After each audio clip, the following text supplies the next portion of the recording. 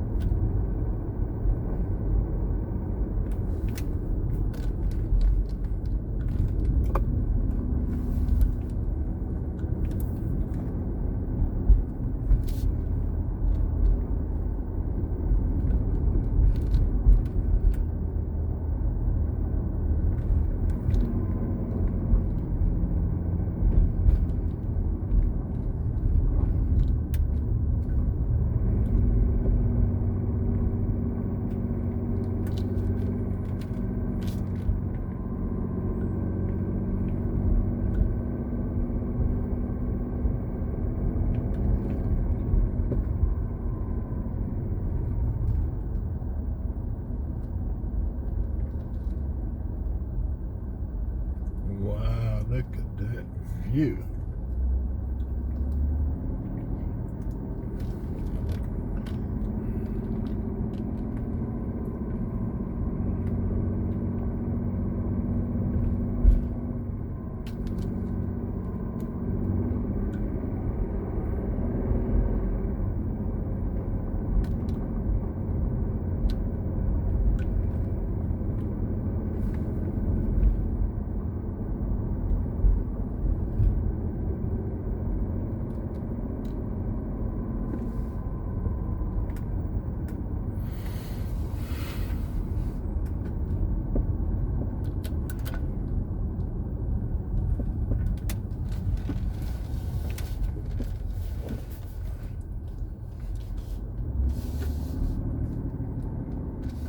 15.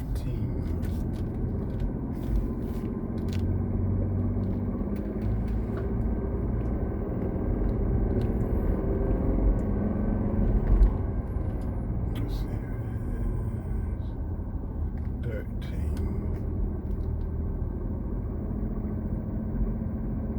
God, damn, I can't see shit. 15.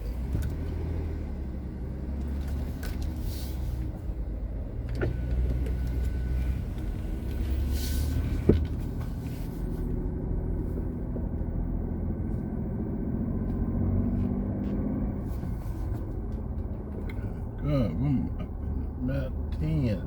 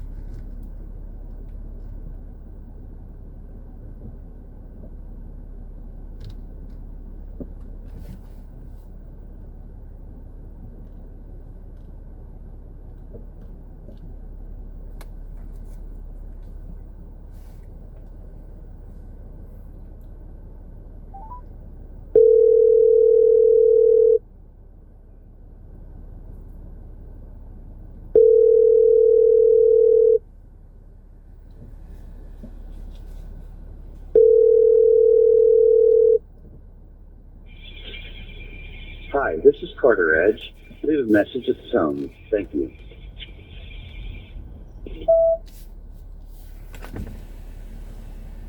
I'm here for Carl Edge. Yes. Okay.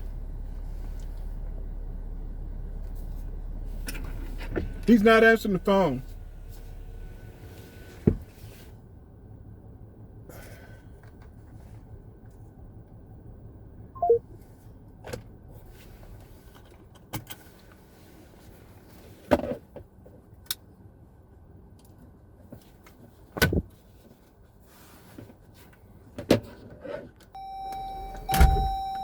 Here we go. Done again. Your boy Doug. October, where we at? 14th, 2025. Good morning. Happy birthday and my condolences. We out here grinding before Halloween gets here. I just met a retired dentist. He lives up here with his wife. We'll be back to see him for a drain pump on the LG washer. Yes, sir. I got his name, his address. Boom, boom, boom. He paid for the job.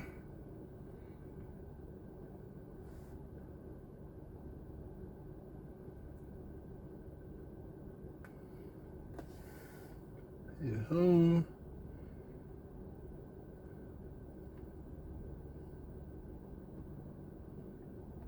Let's see if Nicole answered the phone.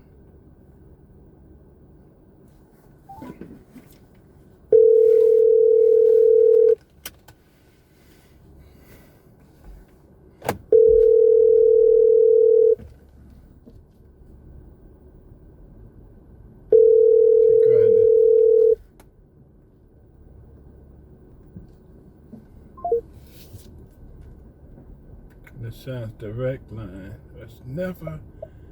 It never saves the Shines Direct Line.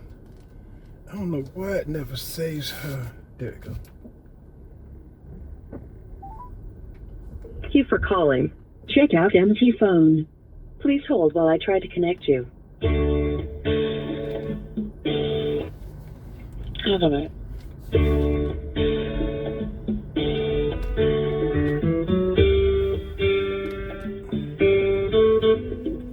Oh, he's got the gate code.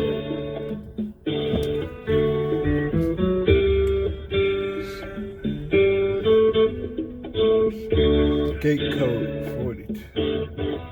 Gate code 4233.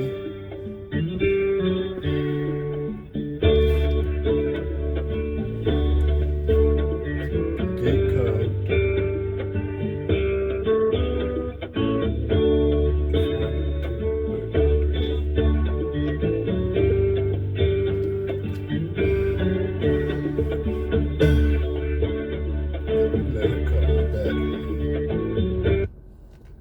I'm going to pull over, guys. I mean, there is a view that I have got to let 60 Gang see. This is retired dentists. They sold their property in Atlanta and they moved to the mountains of Cartersville. And man, I saw a view of the mountains that I am going to pull over and take a shot for you guys to see what a magnificent view these dentists have. And I've got to make sure I get this video content of this view. I was like, what the?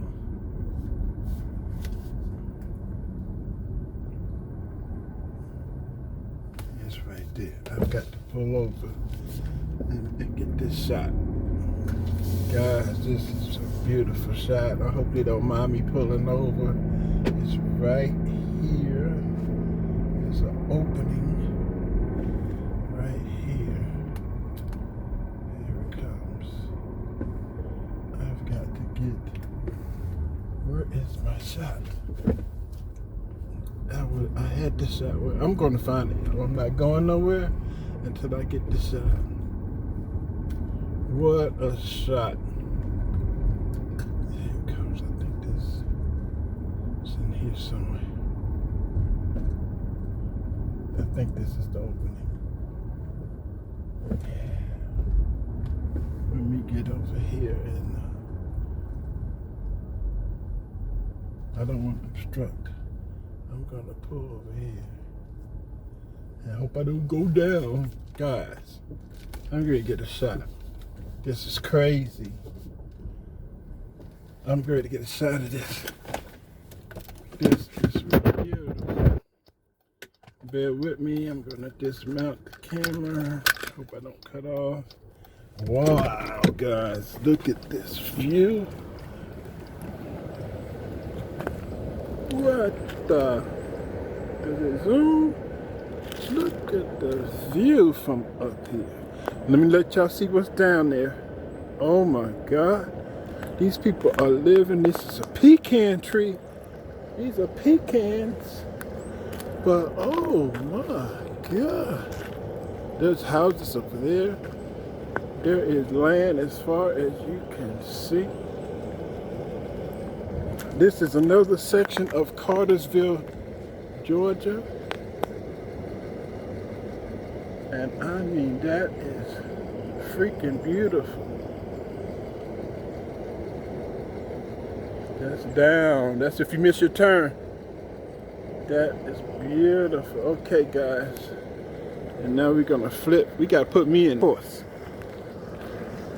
Look, I hear a deer. Y'all see that view? I hope I don't fall over. Man, that is beautiful. 60 Gang.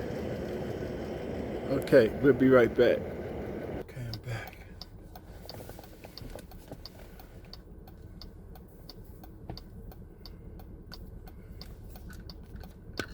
Gotta do one more thing. What's the drain pump number? Duh.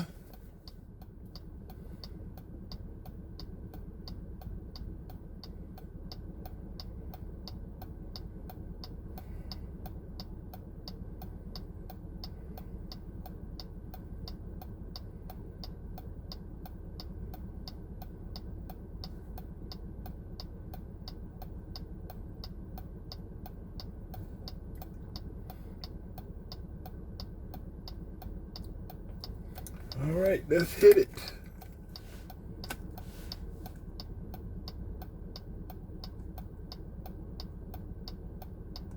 So I got to talk about a whole bunch of things today. Obviously, done with the man, and for you Israel haters out here, I know y'all sad. Just skip this part. And I'm gonna talk about Allie Beth Stuckey. She went on and just destroyed this guy on an abortion topic. We're gonna talk about Kyron Lacey, the new information that just came out, and we're gonna talk about Elijah Wilkes. And his family's reaction to the body-worn camera of him losing his life, which was very interesting. You're not going to expect what the outcome is, to be quite honest. And then we're going to talk about the dumbest people on planet Earth who still pushing conspiracies. We're going to debunk all those conspiracies. And then last but not least, Jasmine Crockett. We're going to talk about her in the upcoming show. So y'all stay tuned. Hold the phone. Moral laws of the Old Testament. Just and yes that's or no, really if that's important. okay. Do I agree with what? That if I look at a woman lustfully, that I have already committed adultery with her in my Yes. heart. Do you agree? Yes, or Yes, no? in your heart. Okay. Yes. In Matthew 5:22, when it says that if I'm angry with my brother or sister, then I am guilty of the same judgment as if I had committed murder. Yes, spiritually. agree? Yeah. Spiritually. Would you? Not Would it- necessarily legally. Would it be fair to say that Jesus is implying that lust can lead to adultery, and that anger can lead to murder? Yes, I would agree with that. But he is also saying that actually following the law is not just about what you do outwardly, but what you do in your heart and what you think and feel inside. Absolutely. Are pregnant women angry with the baby when they undergo an abortion? Yes or no? I have no idea. I don't think either of us can say how every single pregnant woman feels when she has an abortion. Do you know what every single pregnant woman is feeling when she has an abortion? Maybe some of them are angry at the baby. Maybe some of them are scared. Maybe some of them are desperate. Maybe some of them just don't want to be pregnant anymore. But ultimately, it still leads to the same outcome, that an innocent human being is being killed. Yes or no? That's all I'm asking. So you Okay, would I say gave you more than that. that's fine. I'm just trying to one more. And how can abortion be murder if they do not share the same intention? How can an apple seed grow an orange tree? Jesus doesn't say that anger is the only thing that leads to murder. As we saw in the case of David, it was lust that led to the murder of Bathsheba's husband. So murder can still be murder even if the intent does not start with anger. And that is what I believe we see with abortion. What about Matthew 26:24 when Jesus says that? What about that? What What about that? Now, it's hard to do this. Like, obviously, I'm looking at this in hindsight. It's hard to do this instantaneously. But you do murder the kid in your heart first before you go to the abortion clinic. You are feeling that I'm going to take this child's life. That's why you went to the abortion clinic and paid that money so they can come and take the life of the baby. So in your heart, you've already made the decision that you're going to kill this baby. That's the same correlation with saying if you believe lust in your heart, you've committed lust spiritually. And therefore you'll be judged on your heart. Even though physically you haven't done it, there's no physical consequences. So in your heart, if you want the baby to die, you have already killed the baby in your heart. Whether you think it's good or better for your own life or not, who cares? You have done it in your heart. You made a commitment that I'm gonna take the life of another human being in her heart. So that's before you even get to the clinic. According to the things that he's trying to say, Jesus talks about these things. You committed that into your heart. And that's why the outward expression of what you committed in your heart is what happens. When you lust in your heart, you begin to lust physically, which causes people to commit adultery. When you believe in murder in all of that in your...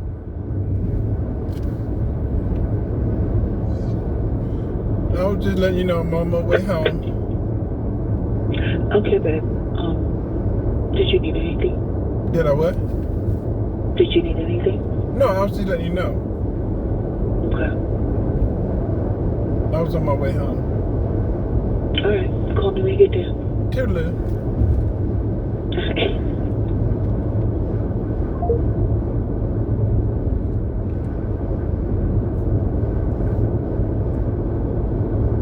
in ways like abortion or physically murdering another person. Roll the clip. that would be better if Judas had never been born. Why do Christian conservatives believe that each conception deserves to be birthed when Jesus says otherwise? Oh, it ended right there. So let's put this in perspective. Jesus is talking about the punishment that a person has endeavored in their life, meaning that you might as well not been born to be betraying Jesus at this point, because the end result of betraying Jesus is death. So your life is completely destroyed at the point at which you had resentment for Jesus in your heart and you betrayed him. That's a specific scenario in a specific situation. That has nothing to do with what he's saying about a baby, because a baby is not even have a choice to betray anybody. The baby is an innocent, living human being. That people always want to make an excuse to say, this is why I want to destroy the baby's life, because of what? It's not to preserve the child, it's to preserve the individual. That's a selfish behavior. Because you weren't complaining when you were bumping and grinding, pumping and sweating. You wasn't thinking about that then, were you? You weren't thinking about your future, were you? No, come on. Y'all done got me started. Let's keep it real. You want to avoid the consequence of having sex after the fact. The reasonable approach is, I don't have enough money to take care of kids, so therefore I can't let Tyrone come over the house tonight. I'm not ready to have children, therefore I can't be laying on my back at night, doing the thing. Is that reasonable? I'm not a good parent. I'm not in the position. I want to make rank. I got all these endeavors. So male or female, if you are thinking that, then you should avoid what it takes to have a child. Now that you have foregone that, and you now got somebody pregnant, or you have become pregnant, this is not the time for you to try to play God. You should have been playing God when you were in the bedroom, which means abstaining from doing the thing that created the baby. I don't know why people can't take responsibility for their actions on this. And people always say grape and the life of the mother. That's less than 1% of all of these abortions. It's all wrong, but let me concede to that. So 99% of all these scenarios are avoidable, and you should take responsibility for it. When I was in college at 22 years old, what did I do? I had a kid out of wedlock. I knew what I was doing when I was doing it, while I was doing it, before I did it. And so therefore, when she said she was pregnant, now this ain't the time for me to try to act like I'm gonna address the situation. The time was when she came over the crib. That's when I should have been thinking about it. After that, I said, you know what, God, I got to do what's right. That baby ain't had nothing to do with what I was doing, but since I made the decision, the baby will be born, and I need to be a good father. It's that simple. And if y'all want to go out and do the abortion thing, just understand that you're wrong. You can be wrong and do whatever you want. You're wrong, though. Quit trying to make excuses for it. Quit trying to act like you're so virtuous because you sacrificed the life of another person for your career that really ain't gonna even go the way you think it's gonna go. Some of y'all did that just for you to be an entry-level job. Y'all did that just to be an assistant manager. Is that what you feel good about that? Now, there's people who have done it and repent, and if you repent and you ask God for forgiveness, he will forgive you. You don't have to live with that burden. But quit walking around lying to yourself, acting as if you didn't do nothing wrong and trying to act like it ain't a real human being, because thank God your mom and them decided to have you. And they didn't have an abortion. Okay, let's get to Kyron Lacy, because I really been wanting to talk about this for a while now. Let me tell you what the perspective was that I had when this first happened. Knowing how investigations work, I have done investigations on vehicular homicide. I've done plenty of these. I've probably done about 6 of them. And I know for a fact how cops come to the conclusion in many cases, and why they charge people for these incidents. Now, I want you to understand. Let's put the clip up of the naysayers, because we're going to address the naysayers and all the people who was all negative towards the trooper, and they should apologize. The cops were not there. I want you to remember. I would think about this. When the crash happened, the cops were not on the scene. They had no idea what happened. They had no idea. When they get to the scene, people on the scene begin to tell them, this is why this and this and this and this happened. There was a car that was headed in the wrong way traffic. This car turned to avoid that car, and this is what happened. That's the information that the police got initially from people on the scene. They didn't just pull up and be like, where the black people at? Was there a black person in the vicinity? Yeah, it was him. He did it. Put him in jail. No probable cause. I can just make up the story. That's not how it happened. The witnesses on the scene put Kyron Lacy as the person who was responsible. The cops just followed the investigatory process. And then they went to the store, they looked at the camera, they built the case, they had probable cause. When you have probable cause to get a warrant for somebody's arrest, it has to be legitimate probable cause. It's not conjecture, it's not just I feel like, I think like. You have witnesses, you have video footage, you have all of the above. And I want you to ask yourself this question. If you're one of the people that think this cop should be put in a prison, you have to ask yourself the question is, why did the witnesses say that he was involved in this? Why did they point out the vehicle that was responsible for the car accident? They are the ones that put Kyron Lacy there. The cops didn't see it. They are the ones that did it. Therefore, the cops looked at the camera and said, okay, oh, that's the car y'all talking about. Yeah, that's the car. Okay, we got to find out what car it is. Did you get a license plate number? How would they get the license plate number unless a witness got the license plate? The cops are not physically there. You can't see the license plate number from the cameras in the convenience store. So that means that somebody thought he was responsible. They wrote his plate down. They gave it to the police officers. And that's how they end up finding out who he was and that he was driving that vehicle. But let's listen to the naysayers, because the state troopers put out the video that proves their point in this situation. Roll the clip. This is what a piece of looks like. This crooked officer, Tyler Warren, is the one who told the witness to lie on Kyron Lacy. Rest in peace. I am sick to my stomach seeing what happened in the Kyron Lacy case today, man. Because earlier this year, all the media was talking about this guy is that he killed somebody in a hit and run. That's what the police said. Passing in a no passing zone leading to a head-on collision. He was charged with homicide, felony. Hold on. A hit and run. Nobody said he was a hit and run. He fled the scene of an accident after somebody had died. That's not a hit and run. And then a hit and run statute is, it has subdivisions in it that explains what constitutes a hit and run. If you cause an accident and you flee the scene, that's the same. They treat it similarly if you were the one that hit somebody and you fled the scene. It's fleeing the scene of a car accident. That's underneath the hit and run. So the officers never said in the case report that he actually hit anybody and killed anybody. He was just involved in a situation where he caused the accident and then he fled the scene. Roll it. Running reckless operation of a vehicle. From oncoming traffic colliding with the vehicle of Mr. Hall. And right here we see the crash, right? But the thing is, they said that he passed in a no passing zone and that led to a head-on collision. But where possibly is Kyron Lacy's car? You will see another vehicle come to a stop, and then you'll see. He is right there, behind the crash. Now this is when this piece of shit tells the witness to lie. Okay, just make sure you add in there that you had to slam on your brakes, and the brakes, like, you know, you had to slam on the brakes to avoid that charger, and the brakes locked up to avoid that charger. That's. Make sure you say that you slammed on the brakes to avoid that charger. The same charger that. Hold on. So think about this for a minute. And when you play a little small, I'm gonna show the full video so you'll see exactly why he got charged. But when you play a little snippet and you crop the video to where it only shows the accident there and then Kyron Lacy kind of come into the screen, and then this is after, you'll see, this is after he slams on his brakes and he slows down because he was driving on the wrong side of the road and he did cause this accident. But then they go to the police officer. Why don't they show the full body-worn camera footage of the police officer's full statement and his total interaction with all the witnesses? Why don't they show that? Why they only show the part where he's following up on a statement that one of them had to give him? Because how would he know that Kyron Lacy was involved? How would the cop know that? He don't know all the details. Somebody told him that.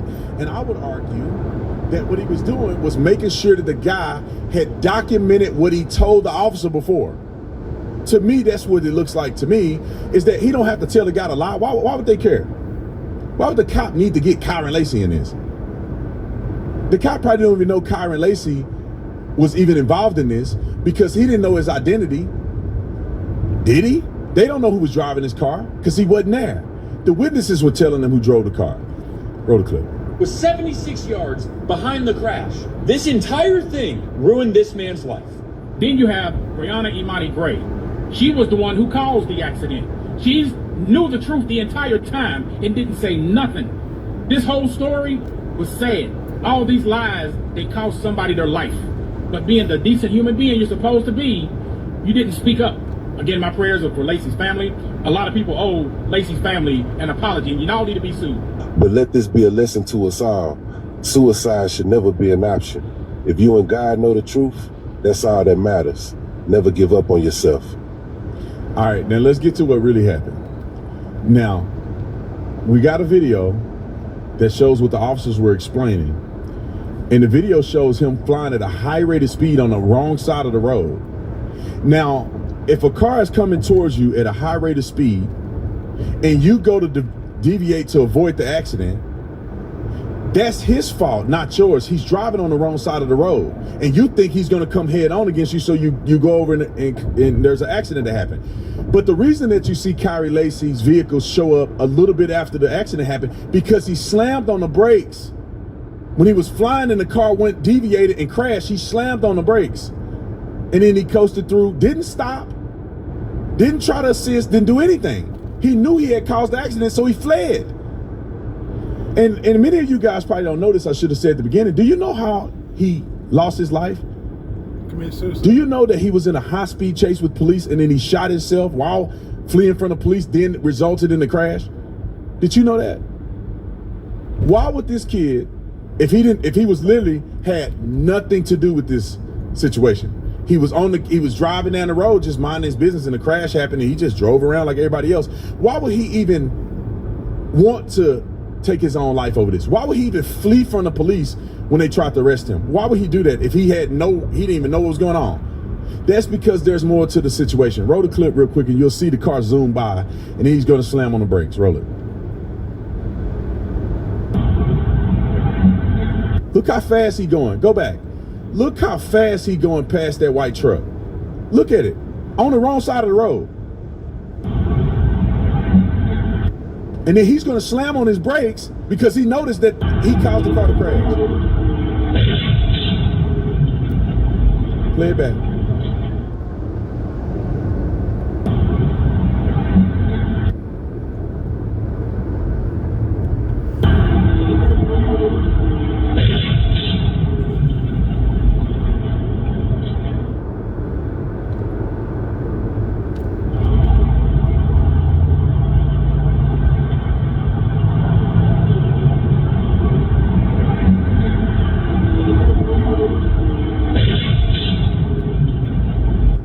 According to the video timestamp, at 12:03 p.m. and 54 seconds, a portion of the crash can be seen as it occurs. Moments before the crash, the gold pickup truck abruptly veers out of the northbound lane into a business, while the green Charger is approaching in the same lane. Immediately after the crash occurred, the green Charger was observed on surveillance video and by witnesses traveling through the crash scene and continues north on LA 20, failing to stop.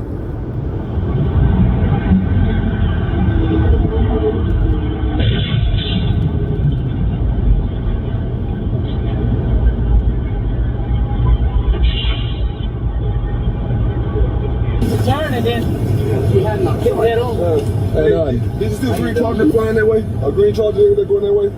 There's a green Charger. That's a green Charger that caused all this. SRT8, he caused all that. He went to pass the cars way back there, sir. The green Charger collided with these cars? He went right between. He went around that truck, okay? He was passing away with her right now, and she had no choice. So she hits the ball, so he gets this. How are the injuries? What she are they? got a broken ankle. Other two are coming up. Back injuries and that stuff like that.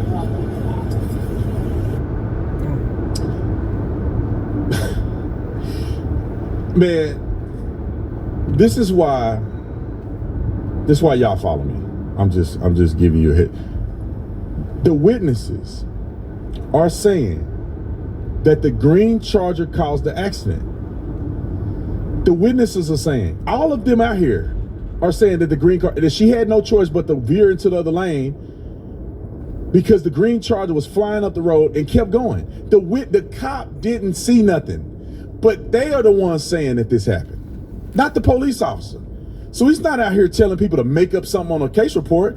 They are telling him the green Charger did this, this, and this, and that. And then he goes and reminds the guy as he's writing his statement, make sure you write in that he hit the brakes and did all this stuff that you told me at the scene. Not one person at the scene is saying that anybody else was responsible for this accident except the green Charger. And let me just explain how this works from a police officer's perspective just real quick. A cop comes to the scene of an accident. They don't go to the convenience store to look at the camera. They don't have any reason to look at the camera. They're responding to a crash. They don't know how the crash started. This is where the crash is located. They don't know to look on any cameras. So they go to the scene first. They get statements first. In a follow-up investigation, now that there's a third-party car that evaded the scene, they have to go and find out where this car is located. And then they go to the store and get surveillance. About how good an individual was, but their actions don't depict who they were.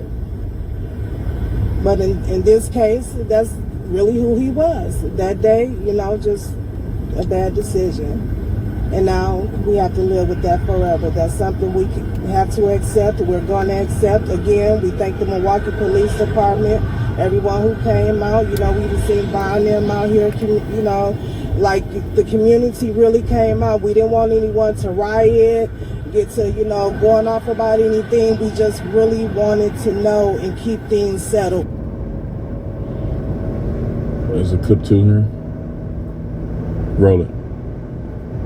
The off-duty officer followed right behind. Elijah did get out of his vehicle, as did the off-duty officer. Elijah did kind of point to the front end of the off-duty officer's vehicle, kind of alleging that you hit me and caused some type of property damage to the vehicle. And what we see next on the video is that Elijah did have a firearm. He does pull it out, and the video in which myself and his mother Pam did watch today is he does slap the off-duty officer with the firearm. Oh, that's the pistol whip one. This one. After which the video does depict Elijah pointing the firearm at the off-duty officer, and the off-duty officer did respond, we believe, in accordance with his training. Man, hell is freezing over right now. I ain't never seen nobody come out and be this transparent. But this is what's supposed to happen, right? I feel for the young man. I know people in my family that have made poor decisions and had to go to prison for a long time over them. And I think generally they're good people. They just flash out, get mad, lose their temper, and make one decision that cost them their whole life. One of my oldest cousin, he shot a few people. And his argument is that it was self-defense, but they gave him a lot of time in prison, man. He got 70 years, but they let it run concurrent, so he had to do 35 years. He missed everything. Kid grown now. He only halfway in. Hopefully he get out on parole. I think he a changed man. It was a weird situation, a conflict, a little scuffle that ended up happening, and he shot a few people. I mean, the first guy attacked him. He shot him. He didn't get charged with that guy, but he shot 2 other people whom he say, which I wasn't there, he say that they were attacking him too, and so he shot them. But that was a decision that he made, and he had to live with the consequences of his decision. Because to be honest, he could have avoided all that if he hadn't went over there. And you can't say much to him when he was younger. You couldn't say much to my cousin without him flashing out on you. And if he feel disrespected, he gonna take care of business. That's how he was raised. But you ain't gonna care. And if I saw the video body camera and it was obvious that he did a crime, you're not gonna have me coming on the TV line. That's the problem with a lot of these people. Like if my family member was on TV, like I had one of my family members, and I'm glad I didn't comment on it, because what the family told me, kind of what he said, sounded like he was guilty. But he ended up shooting and killing the guy in self-defense. I don't know why he came out saying that it wasn't. Like, once we look at the video, he clearly shot that dude in self-defense and killed him. And so my cousin is free now. having to use self-defense, having to shoot a guy to protect himself and other people that were around him, some Asian guy who was a pillar of the community. They got into an accident. It was a little scuffle that happened, but he pulled out a gun and started pointing at everybody, and then he got popped. I mean, that's what happened. But my cousin was right. And if it ever came to the news and they tried to put him in jail, I'd defend him. But if he was wrong, to be honest, I'll try not to cover that story. But if I had to cover it, I ain't gonna get on here and lie. All right, let's get to some fun stuff. Jasmine Crockett is coming up. But before Jasmine Crockett, we got to get to these conspiracy theorists. And I want to say this to y'all. Remember what these people said leading up to the trial. Remember what they said. Remember every case that has happened that you can remember. When trial comes, it's not what you thought it was. The information, the evidence that they will present in trial is going to be so much more than you think they have. It has happened in every single case that I've ever seen that went to trial. In Discovery, just like the kid that got killed, I forget his name, but he got killed in the car. He was in the car, cop came up, he asked for his ID. He went to reach down like this and the cop shot him like 8 times.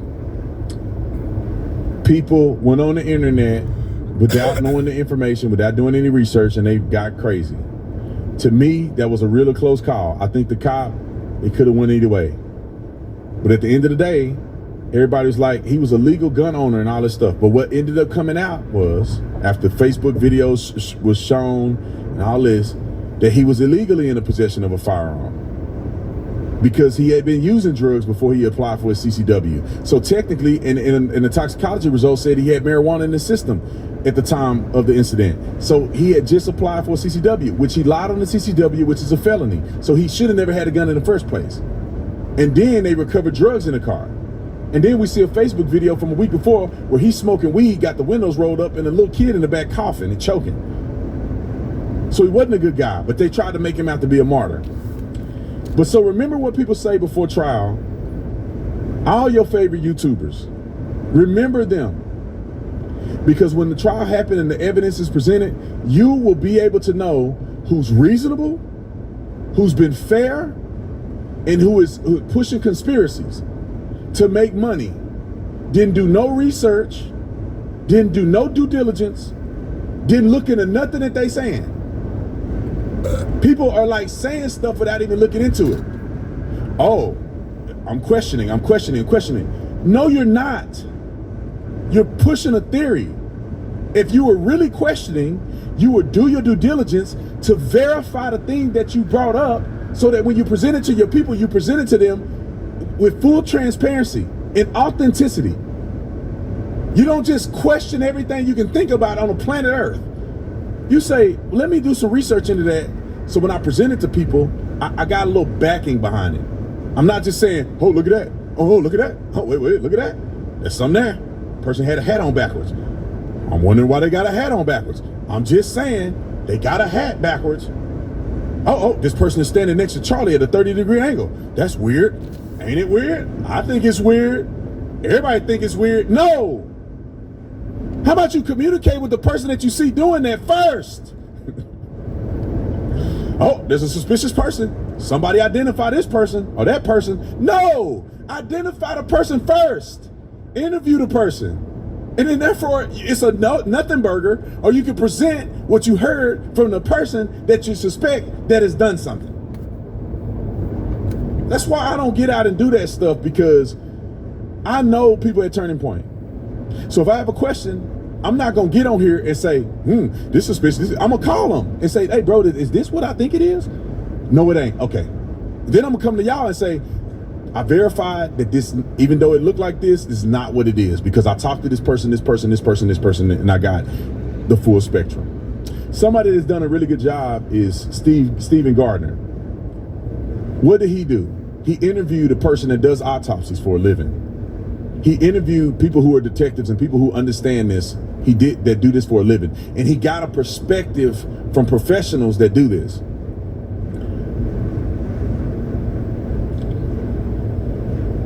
So let's get to the thing, like I was getting ready to say, without me rambling. So listen to these conspiracy theorists, and I want you to mark them, because when the rubber hit the road, you will find out that these people are not trustworthy to listen to on topics like this. Roll the clip. Really think a human being shot Charlie Kirk? Human being. Explain. Okay. There's a muzzle flash behind him. Maybe it's a parody. And that wound's an exit wound.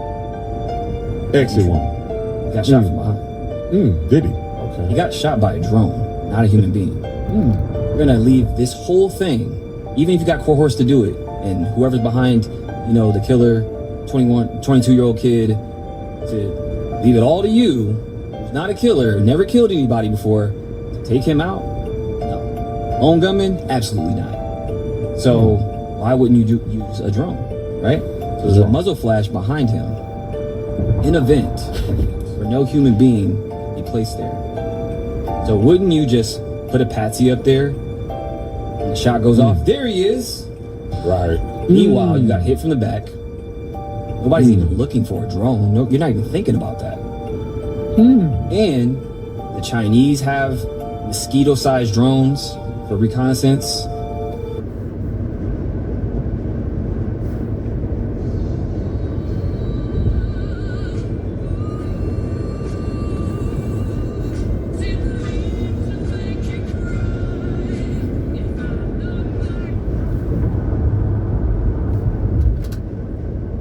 On him, one perfect shot. You only need one shot. You're telling me a kid with a lazy eye changes clothes, goes to the roof, takes the shot, perfect shot, changes his clothes again, disassembles the rifle, and then throws it in a bush? Disassembles the rifle? Oh yeah, well mind you, puts the rifle back together again, then throws it in the bush. And do all that in record time. There's a guy worse than this, just so you know. But let's just talk about this. It's already been disproven that the gun was not disassembled, right? They already came out and made a statement that the gun was never disassembled. A drone that can shoot around into a person with nobody hearing or seeing it is insane. I guess it's got a suppressor on it. You hear bow from a zzz. Have you guys ever heard of a drone? Like you ever heard a drone that's within vicinity? It sounds like a big bumblebee. You gotta fly that thing so high. Where would you fly the drone that's high enough where people can't even hear the drone? You'll hear that thing going zzz, and then it's supposed to fire a shot that make no sounds. And somebody was leveling the drone enough to hit a spot on a person like that without that's harder than a person shooting a person. You got to level the drone out, and then you got to have a munition that don't make any sound, and it's got to somehow hit Charlie and flee away. But then simultaneously they got some guy staging all this stuff. You can't be this stupid. Oh yeah, you can't be this stupid. Who the next person is? Oh yeah, this guy. Remember him? You can never listen to this guy again. He is not a real person. I don't know if he's on meth. I don't know if he's seeing stuff. I can't not believe he has a social media. Listen to what he said. This was like yesterday, wasn't it? 2 days ago. After all the information that we got out in the public. This is what he said. Roll it. If you haven't figured it out yet, Charlie Kirk was not shot in the throat with a bullet fired from a 30-06 by a chasing furry lover called Tyler Robinson. Oh, okay. That is blatantly obvious. Obvious. There would have been an exit wound. Oh, would it? And then there would have been an autopsy. Oh, there wasn't? We wouldn't have been told that the bullet was lodged in Charlie Kirk's bones of steel and that an autopsy wasn't necessary and that we should just believe everything that we're being told is true because a bunch of authority figures said so. No, we've been lied to ad nauseum about the death of Charlie Kirk. We've been lied to by Turning Point USA, by the corporate media, by federal law enforcement, by Utah state officials, by Utah Valley University, by Donald Trump, by Benjamin Netanyahu, just about everyone else that you can think of. Everybody with but any you. power or influence in this country's political or media systems. And they have done this for a very good reason, because they killed Charlie Kirk. And not with a 30-06. Instead, they killed him with an exploding microphone. Kind of like an exploding pager. And guess what? The people that are behind the exploding microphone are also the same people that were behind the exploding pagers. And this should be obvious to anyone who's paying attention at all. All of this was very well coordinated. The Israeli demons have been assisted in this cover-up and in their crimes by members of Turning Point USA, by members of Charlie Kirk's security detail, by members of law enforcement, by our government, by our media. This was an assassination of an American citizen by a hostile foreign regime. Charlie Kirk's murder was an attack on America. A public attack meant to send a very clear message. If you question... If you push back against them and the levers of power that they control, you will be publicly sacrificed, and the entire country will be expected to embrace a patently false story about how it happened. Charlie Kirk was murdered so that others would be quiet, so that millions of young people in this country could be steered toward Israel, instead of being away from them thanks to Charlie's awakening. And here on this program, from this desk, I told you this immediately after this happened. I swear, if you listen to Stu Peters, you are Stu-head. You're stupid, stupidity.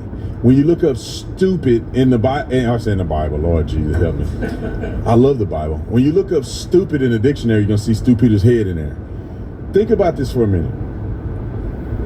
An exploding microphone. So somehow Turning Point got a hold of an exploded microphone that, like, this technology is like from planet I don't know what.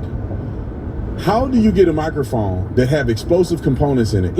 I went and did a little research on the beeper explosion. The beepers were heavier than a normal beeper, but they were able to pass it off saying that the technology made it heavier. You got a... Do we have one of those? Let me show y'all what this thing look like. And you tell me how you can fit a munition in it that somehow doesn't have a grounding or a backing to it. It's connected to his chest with a magnet, and it somehow held the place and be able to project something into his neck on the other side. This is the same thing that Charlie's using. Same thing. This a 5.56 can't fit in this thing. 223. Hold on. Can you get my rifle out of there? You ain't scared to hold it, are you? Just grab the handle. Don't pull the trigger. Okay. So, I just want to show y'all an example of what we're dealing with here. A 9mm wouldn't have done that to Charlie's neck. Just so you know, a 9mm wouldn't have done that. It had to have been a high-powered, high-velocity round. That's why you can see his shirt fluff and the impact of his whole body hit him right here.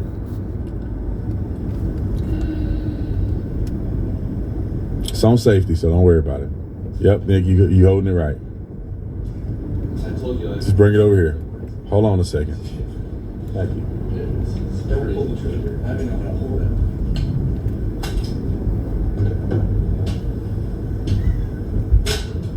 Okay. All right, I got mine. Just for you haters that think you're gonna come to the headquarters, I got a couple of these for you. So 223 round. That won't fit in this microphone. And if the bullet hanging out the side of it like this, I think Charlie would have been like, hey, why they got a bullet on it? So if this didn't come out of it, I don't have my 9mm with me, but the 9mm probably take up the whole thing here. Where was the munition at? And if he's saying it's an explosive, is it explode with shrapnel? The thing is on this side. Charlie get hit on this side. So you telling me it exploded and it went like that at enough velocity to make his shirt do this, the back of his shirt, and his Stu Peters is literally online saying that's true. If you had a device like this that had a projectile in it, it needs something on the opposite side so the thing don't go flying off your chest like this. If it exploded, it would have been boom. It would have had a big blast and blew his shirt off. And he would have had a big burn on his chest and his shirt would have been blown off into pieces. Stu Peters is an idiot. And people follow him. He got hundreds of thousands of subscribers. He got millions across all his platforms. And that fool said that this blew him up because Israel did it. Why would Israel risk going to war with the United States of America to take out Charlie Kirk? Because Charlie Kirk was secretly turning on Israel. Well, I know a couple people that's openly turning on Israel. and Charlie is the one they want. Okay. What are y'all saying? We just signed a peace deal where the hostages came back. They gonna do Charlie in and sign a peace deal. Y'all can't be that stupid. Like Charlie Kirk mentioned this in one of his last speeches about the derangement and the assassin culture of the left. We just seen them go to another politician's house and take them out. They tried to take out Donald Trump. There are people, and the thing is, shame on you for anybody that's trying to divert from the real issue here. You should be ashamed. You're slightly complicit because you're looking at this. Look at the government. Look at Israel. Look at it. No, look at the people who are losing their minds in vitriolic hatred against conservatives. They had a guy get up on a building and try to shoot at ICE agents. The dummy ended up hitting detainees. He literally tried to snipe and kill ICE agents in a sniper position. But don't look at them. Don't look at them. Look at Israel. Israel's the problem. The government is the problem. They're covering it up. It's somebody else. No, talk about the person who really is responsible for doing this. Because if you don't, these people will continue to be radical. You go poll some of these people in college and say, is it justified to take out your enemy, your political enemy, with violence and murder? Yes. Majority of them believe yes. They just got a guy in Virginia that's running for attorney general, attorney general, that threatened the lives of a political opponent on text message. The gubernatorial candidate will not condemn him. She will not condemn him. This is the people who are the biggest threat to us. But yet people are saying, look. No. I want to see the messages on that Discord. What was him and other people talking about on Discord? Why was there the existence of a Discord channel? This is what we need to be finding, not chasing conspiracy theories of maybe it was this person. Hey, I noticed something. Somebody got Converse in the crowd. Okay, man, come on. Really, somebody got Converse on in the crowd. I noticed something. This guy looked like another guy. That's not evidence. That's not questioning. That's conjuring up misinformation that can never be disproven. I see this stuff every day on the internet, and I'm perplexed at how we're not focusing on the enemy at foot. But let me tell you this. Let me tell you this. You shall know them by their fruits. Anyone that sees Charlie Kirk's death and celebrates it, you know what fruit they're possessing. Anybody who's leveraging Charlie Kirk's death to monetize or to be, I see it all over the internet, y'all. People's videos getting 20,000 views, but then when they do the conspiracy, they get 100,000 views, 200,000 views, 500,000, million views. Their Instagram channel, dead. They do a conspiracy, 10 million views. You're like, well, that's kind of weird. Now I see why you're doing it, because it's making money. And then they just push it and push it and push it and push it and push it. No reason. They don't interview people who are experts. let me tell you this. If a person is trying to get to the bottom of Charlie Kirk's death, this is what I would do, right? I think they already caught the guy, and a lot of things point to him. I only have one question mark in this whole thing, is that did the round they recovered match the 30-06? That's the only question mark that I see. Everything else is pretty well explained. There could be other accomplices, but they didn't kill Charlie. The person who killed Charlie, they got in custody. I'm pretty confident, based on reading the probable cause statement, looking at the evidence they have, looking at the interviews, I'm pretty confident that they got who they got. The question is that bullet gonna match? And if it doesn't, that's gonna be, I don't even know where we go from there if the bullet doesn't match. Now, they know if the bullet matched or not. They probably already know. We don't know. But like, it's a pretty cut and dry case here, to be quite honest. And anybody who's genuine pretty much know that. It's pretty cut and dry. They have him online doing reconnaissance of the location that Charlie was at. They got him online looking at Google Maps and mapping out his scheme to take Charlie's life. They have it on record. Internet search history that they presented it to court as evidence in this trial. They have video of him leaving a location in the community where his car was parked, registered to him, walking through the community with a limp in his step because he got a rifle down his pant leg. Then he gets to campus. They got video of him going up the staircase. Video of his face being presented as he's walking up the staircase, which his mother and father both identified him. Then they got a video of him going to the staircase, entering onto the roof, jumping down to the platform, going to the place where he's prone, firing the shot, running from the prone position, jumping off the building with the gun in his hand, wrapped in a black sheet. He has DNA. They got his prone position. They got indicia at the prone position.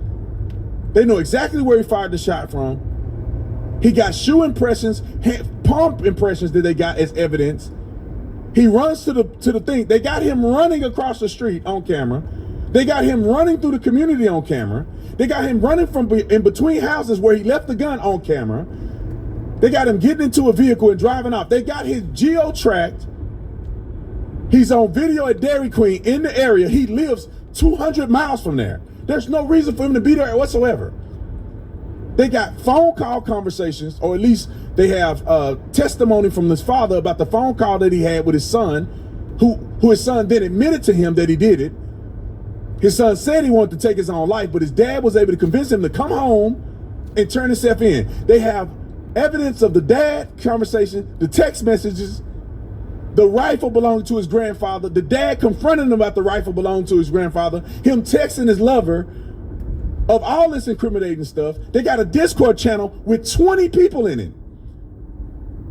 All evidence in this case. Then they got a sheriff deputy who's a next door neighbor who testifies to being contacted by the dad, coordinating that this kid turned himself in. What, like, they got DNA evidence of his finger on the trigger. They got a spent casing in the gun, DNA on the gun, DNA on the rounds.